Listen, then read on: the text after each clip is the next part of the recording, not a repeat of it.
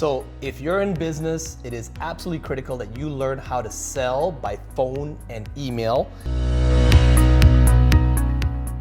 I have Josh Spurrell here. He's the author of this book called The 100 Myths of Entrepreneurship versus the Chainsaw. And in fact, we are on myth number 94. I'm going to start off with a quote here.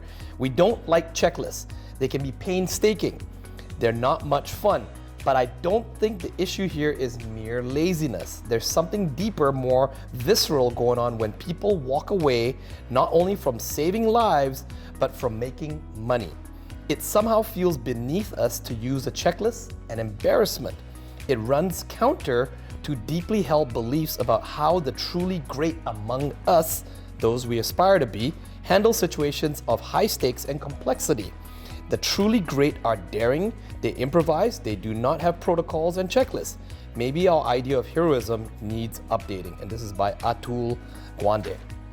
And this is very interesting, Josh. This chapter here, the myth title says that it is not necessary to template common phone and email interactions. And when I first interacted with your business, I noticed that your staff used scripts. Everything was a checklist and everything got done, and you're able to train staff at a very, at a scalable rate. Yeah. Talk about that, because this is a common mistake that most entrepreneurs make here. Well, we're talking about sales, right? Yes. Because that's how we bring people in, because a lot of people, they want to sell. That's right. Statistically, people are having problems with customers, cash flow, and team, and customers is the most common part, right? And you know that I come from a sales background. I used to train sales as well too. That's right. So there's always that conundrum of like, do you read a script or do you just feel it? Yeah, and people think that sales is some sort of innate ability that cannot be taught. It can be taught. It can be taught. It can 100% be taught, and it can be systematized too, right? And so when I first started out, I used to give away Michael Gerber's, book, The E-Myth, right? That's right, yeah. Where he talks about systemizing your business and making it more like McDonald's, right? That's right. And I know that one of the pushback that a lot of business owners will give on that is like, my business is more complicated than McDonald's. That's right, yeah. It can't be done like Yeah, you don't get my McDonald's, business unique. Yeah. And that is a setup, because I know the next book I'm going to recommend to them is the Atul Gawande's Checklist Manifesto, That's right. And he goes through and talks about, how using checklists, saved $185 million, right? And so we're talking about using a checklist when people come in with a gunshot wound, and some people are telling me that they can't use a checklist to answer the phone when a lead calls in. Correct, right? yeah. Which is a far less complex interaction, right? Yes. It's the fact that if you understand it well enough, you can simplify it, right? That's the point, right? Where, I have to go through my own business, where you go from, naturally everyone goes from answering their own phone, right? Yes. And they think that somehow that provides value to the business, is that you're the one answering the leads, when it's never the case. And I mean never the case where the business owner answering the leads, that's their highest and best use, right? Yeah. They might have not got beyond that point yet, but it's definitely not the best use of their time, right? You need to have a way that you can checklist that, right? And so how can we sell by phone or email? It's like step one, you have to have a checklist. You have to have a script, right? Yeah. Because a lot of businesses, for example, they're based on something that needs to be quoted or estimated, or you need some sort of initial consult. Yes. Right? And so if you're in that sort of business, for example, the only thing that matters in that interaction is, did you get that initial consult booked? In fact, a lot of times giving away more details is actually counterproductive. That's right. Because all you've done by giving away more details is give a inferior sales presentation. That's right. When you need to get them booked into a time slot to give them all of the information they needed to make a good decision. Correct. Right? So if you could give them a little bit of information, it's going to be underwhelming, right? Yeah. The business owner or a high-level technician can jump in and probably give them a little bit of information, but you might need a full half hour or hour or 2 hours to actually give them what they need to do to make a decision, right? And so if you deviate from that simplicity of, okay, my goal in this interaction is to get them scheduled onto a calendar for either some sort of in-person or follow-up or Zoom call, or whatever the process may be, you can actually do a better job of it, right? And so the very first checklist you should do if you're trying to onboard clients is just exactly that, right? You need a script to answer the phone for new leads.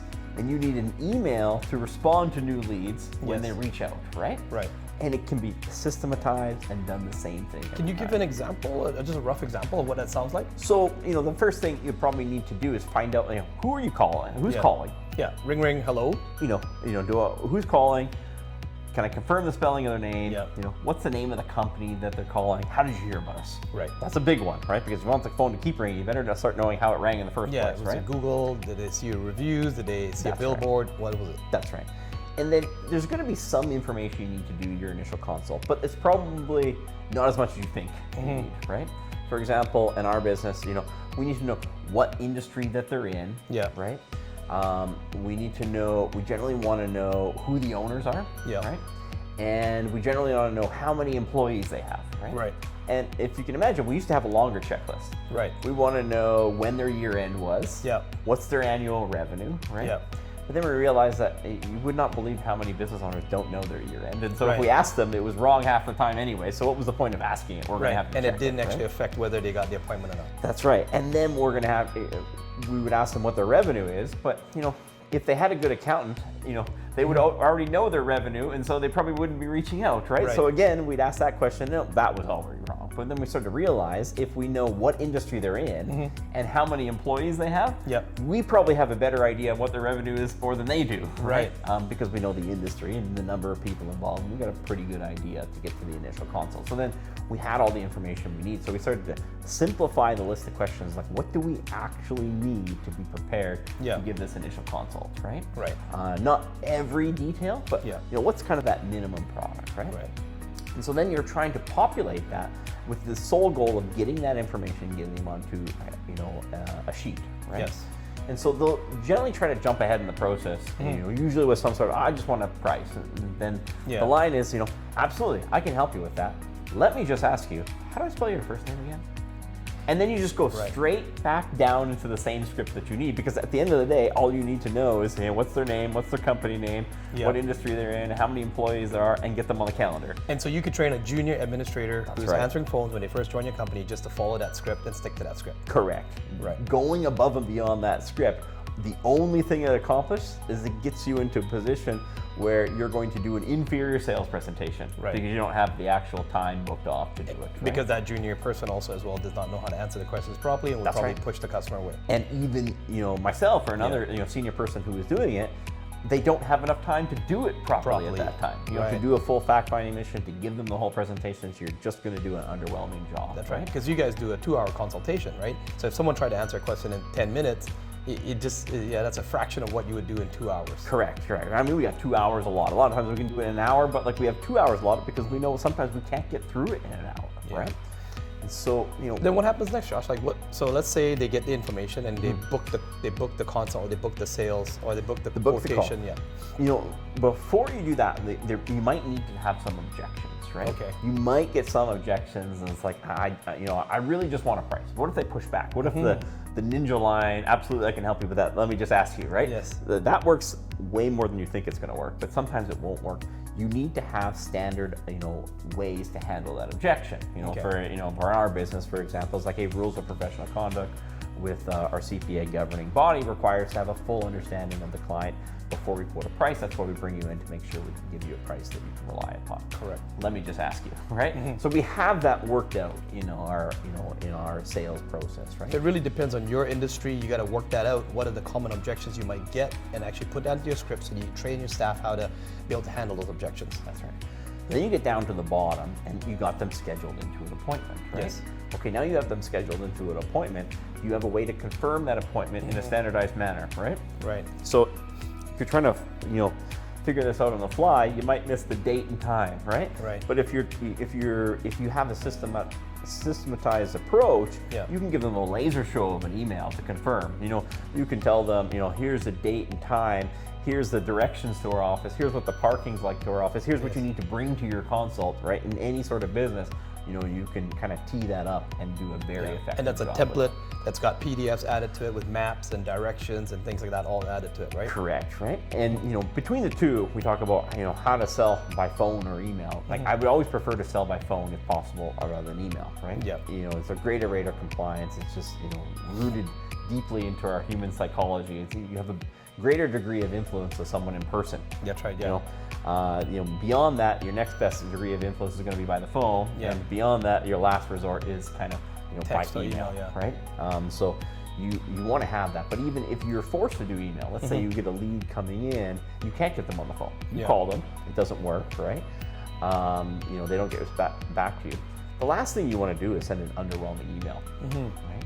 Or have to spend the time to come up with a good email all the time. I mean, if you have a systematized email that you send that lead, you can spend time picking where the exclamation points go in that email, right?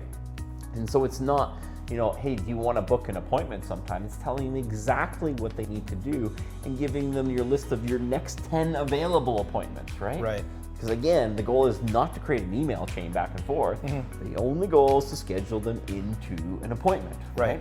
And so, that can be done on that email, and the things will fall off. You'll send that first template email where you're trying to get your sales appointment, and they'll have some sort of question, okay?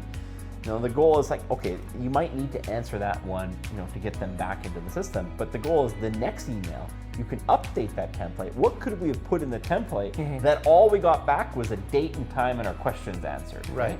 You want to make it short and concise, not super long either, because making it long is not necessarily the goal, because the longer you make it, the less chance they're actually going to get through it, right? That's right. So what's the most concise email that we can make that people are not just able to book an appointment, but they're excited to do so?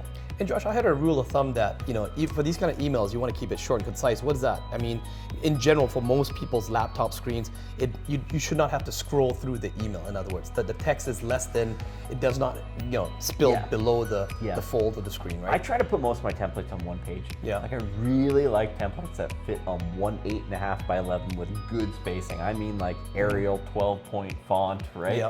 With nice spacing, really easy to digest. Yeah. If it's going over that, you've got way too much information in it, I think so, right? I mean, some circumstances are different. You got to consider the sophistication and the time of the user that they're doing, right? Yeah.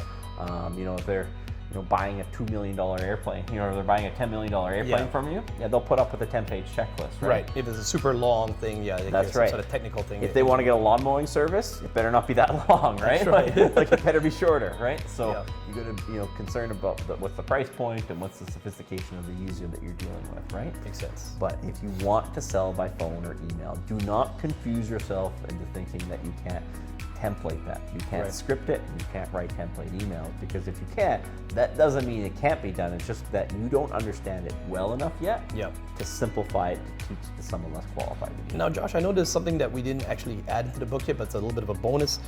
When I've heard some of the business owners ask us, like, what if I only get leads that just email into my company? How do I convert those into sales? What would be your recommendation on the template reply to that person so that you could actually move that towards a sale? Well, a lot of the funnels that we build, we always say we want 3 field funnel forms. Yes. Name, Yes. phone, email. That's right. Okay. Not even first name, last name, phone, and email. Yeah. I want 3 shots, right? Yes. Because I know every field that we add to any funnel, the rate that someone finishes goes down. Yeah, right? friction is in there. So there might be 9 fields that I want them to fill out, but I have to be aware the more fields I get them to fill out, the less chance that I'm going to get the lead, right? Right. But I would always try to get phone as one of them. So I'm going to burn, if I'm going to do 3, I'm going to burn 2, only 1 on name. Yes. And I'm going to burn 2 on contacts, phone and email, right? Number 1 is because the chances that they're going to fill one of those out incorrectly is very high. Yes. Right? So if I get 2, chances they're going to fill 1 out correctly, right? And I haven't lost the lead. And the other part of it is that I want the ability to call them. That's right. Even if they email, you're not just going to reply by email. You're going to try to call them. If I have the phone number, I'm going to try to call them, right? And the ideal scenario is we're actually doing both. It's just call and email. And then follow up with a template as email that said, hey, we called and we're responding to your email. Yeah, so I would always do phone if it's available. Yep. So if they email in, but I have their phone number, my next move is a call. That's right. Right? The only reason I'm doing email is because I called and I couldn't get a hold of them. Yeah.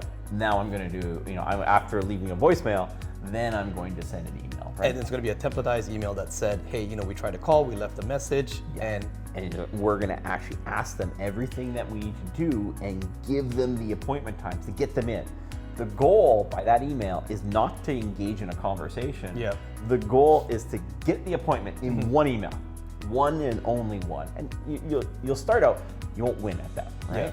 You're going to start out and there's going to be holes in your email, and it makes sense to you because you know your business too well, right? Yeah. But as you send that email out, you're going to get questions back. And the idea is that email gets so good that there's no question. They just got to give A, B, C, and D and pick one of these times and they're in. That's right. And they have no other questions. Every other question they have was answered in the email. Wow. All right. So if you found value in this video, once again, Josh and I answer the questions in the comments below. Make sure you smash the subscribe button, give us a thumbs up, go check out some of the videos on top here, and we will see you in the next video.